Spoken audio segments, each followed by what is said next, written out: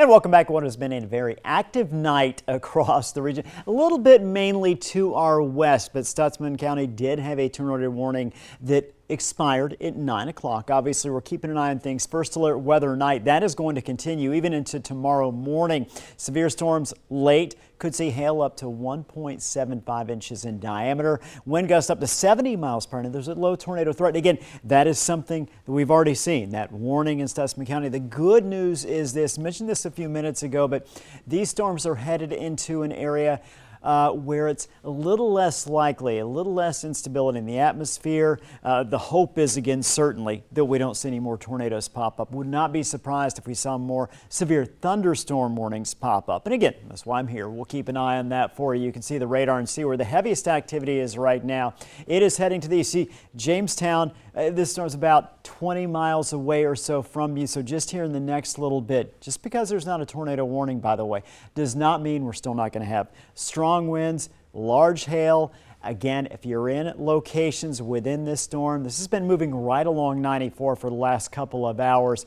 If you're in the line of the storm, make sure you find a place indoor, interior, windows, that sort of thing, away from windows, I should say, interior of a home, preferably basement if you can. Certainly don't want to be on the highway with these strong storms passing through. And you can see the locations it's heading. Just a reminder, tornado safety, and just kind of mention this. Basement, low level, away from windows.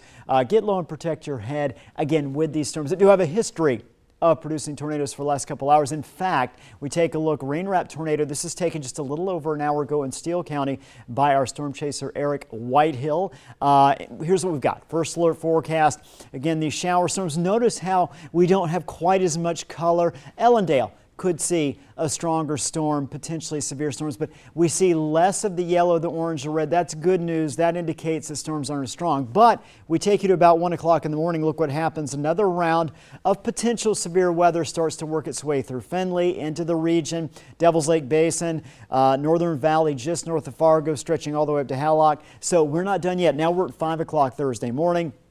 We continue into 8 o'clock, still looking at some very heavy rain out there, strong thunderstorms potentially as well. Finally, tomorrow afternoon, this starts to exit the region. In the meantime, western areas, Red River Valley by tomorrow afternoon, we're looking clear of the storms, even getting some sunshine in there later in the day. Just a reminder, severe storm risk, area shaded in yellow here, which is much of our western viewing areas, golf ball size hail, winds up to 70 miles per hour, and again, that low tornado risk. 71 right now, Fargo. In Fargo, sky is clear. Grand Forks, mostly clear, 71 degrees at this time. Again, that'll change in terms of the clear skies, cloudy, and that chance for storms. Temperatures in the mid-60s to low 70s. So here's what we've got for you as we move into tomorrow. We're going to see a shift, a big shift to the east. Bemidji, east of Fergus Falls, you're still in that marginal zone for severe weather. In terms of rainfall potential, as we move through the overnight hours, you take a look here. The orange, the red, that's where we're going to see 2, 3, maybe even 4 inches of rainfall